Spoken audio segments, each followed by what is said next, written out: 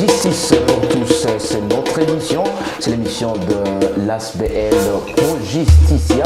Et aujourd'hui, mesdames et messieurs, nous sommes en train de parler de est-ce que l'homme peut-il saisir la justice une fois qu'il est violé? Et là, je vais accueillir dans ce studio de Kivouzaz, messieurs, c'est l'avocat, monsieur, on l'appelle Maître Odari. Et avec lui, on va décrypter ces sujets très très importants. Maître Odari, bonjour. Bonjour, monsieur le juge. Est-ce que l'homme peut déclarer qu'il est violé? C'est une question très capitale. Vous savez, c'est du droit pénal. Le droit pénal est de stricte interprétation. Cela veut dire, par rapport à l'article 1er du Code pénal, le livre 1, nullum crimen nulla poena sine lege. Aucune infraction n'existera sans texte ni sans loi. Alors, lorsque la loi prévoit une infraction, elle prévoit également les modalités par lesquelles elle sera appliquée, elle sera exécutée. Si on parle de violences sexuelles, les violences sexuelles, ce sont des infractions prévues et punies par la loi de 2006. Cette loi qui complète, bien sûr, les codes pénals de 1940. Alors, à ces articles 170, la loi définit les viols. Alors, il faut distinguer les viols et les violences sexuelles. Les violences sexuelles, c'est un ensemble d'infractions. C'est en fait, on peut dire un ensemble d'infractions. Infractions prévues et punies. Il y a les viols, il y a l'harcèlement sexuel, il y a l'incitation du mineur à remettre les actes contre la loi, il y a le proxénétisme, il y a plusieurs sortes de violences. Comme vous me parlez seulement du viol et du harcèlement, je vais interroger la loi. Parce que tout est prévu dans les textes. Mais que dit la loi? La loi, à ses articles 171, 174 pour le harcèlement, définit le viol comme... En fait, la loi, le législateur a voulu commencer la définition de cette infraction par le terme « aura commis le viol ». Aura commis le viol. Soit par contrainte grave, soit par pression, soit profitant de la capacité, en fait, de la situation physique d'une personne, soit sa capacité psychique. Toute personne, on dit toute personne, qui aura contraint à une autre à faire des relations sexuelles. Ça, c'est le point A. On oblige à une personne à faire des relations sexuelles avec une autre. Sans son consentement. Voilà, en bref, vous avez tout compris. C'est ça son consentement. Là, on parle de tout homme qui aura à exiger une femme des rapports sexuels sans son accord. Ou toute femme qui aura à exiger un homme à faire des rapports sexuels sans son accord. Ça, c'est le point A de la loi portant sur les violences sexuelles.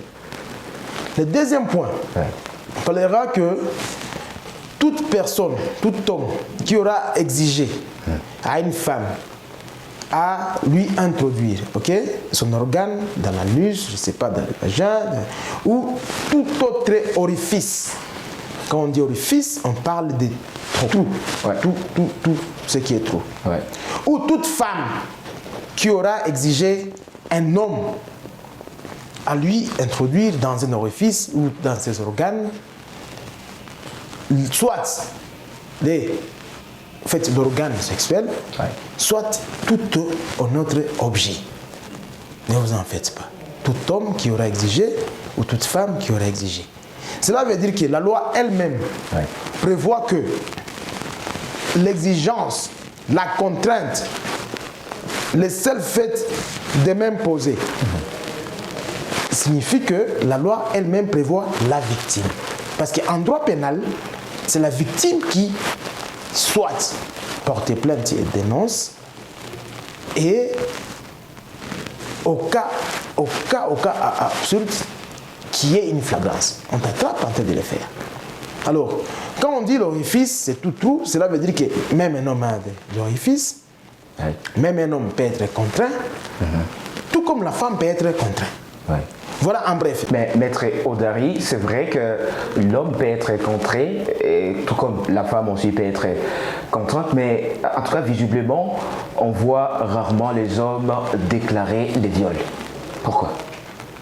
En fait, c'est une question de culture, c'est une question de tradition, de par l'analyse des droits coutumiers et de notre réalité à nous, ici, à l'est du pays, tout comme dans l'Afrique centrale. C'est vraiment une turpitude, c'est vraiment une honte pour la famille lorsque une jeune demoiselle connaît un homme. Par la religion, toutes les religions du monde, commençant par le christianisme jusqu'à l'islam, c'est vraiment un interdit. Mais c'est une gloire pour la famille du garçon. Cela signifie que lorsque un jeune garçon et une jeune demoiselle commettent cet acte, très souvent la famille du garçon se réjouit. Il dit que, pour dire que c'est un vaillant, c'est un homme. Pendant que c'est une honte pour la famille et la fille. Ça c'est notre culture à nous, si on entrerait dans les droits coutumiers. Voilà pourquoi ce sont des cas rares. C'est comme une humiliation qu'un homme aille dire que moi, tel, j'ai été victime du viol. Alors que la loi donne cette possibilité. Beaucoup d'hommes se font violer sans qu'ils ne déclarent. Parce que la justice, à part les cas de flagrance, elle est saisie par plainte ou dénonciation de la victime. Maître Odar, quels sont les textes qui accompagnent la déclaration du viol pour l'homme?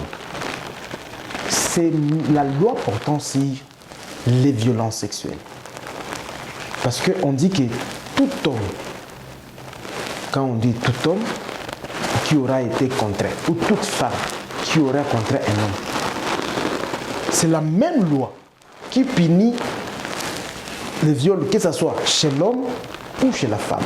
Au point A, on dit que tout homme qui aura contraint une femme, ou toute femme qui aura contraint un homme, peu importe les manœuvres, peu importe le mécanisme qu'on utilisera, mais à l'absence de son accord, qu'on appelle consentement, sans son vouloir. Et le point B prévoit aussi d'autres mécanismes du viol. Ce n'est pas seulement l'intromission de l'organe de l'homme dans celui de la femme, non. On prévoit aussi d'autres mécanismes et tout objet. Cela signifie que un homme peut violer un homme par les orifices, bien sûr. Un homme peut violer une femme effectivement par tout rapport, ou bien tout contact par l'orifice, ou bien par l'organe, ou tout objet. Évidemment, une femme peut violer aussi une femme par l'intromission de tout objet dans l'orifice, tout comme une femme peut violer un homme. La question réside dans la façon de la saisine de la justice. Il faut dénoncer. Si on ne dénonce pas, il faut que ça soit une flagrance.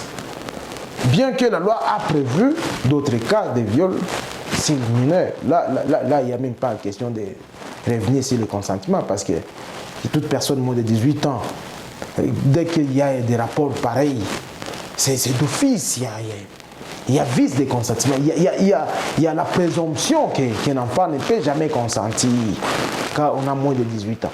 Mais pour les adultes, c'est possible qu'un homme soit victime. Mais je vous déclare ici que c'est vraiment peu, ou presque pas. On a comme l'impression que dans la communauté, lorsqu'on parle du viol, on pense souvent à la femme. C'est ça notre culture. Et la médecine aussi est faible par rapport à ça. notre culture voudrait que c'est l'homme qui est fort par rapport à la femme. C'est là pour justifier qu'une femme m'a pris, m'a contraint. C'est vraiment une honte pour un homme. On va dire que tu as perdu cette force d'homme, ce caractère d'homme.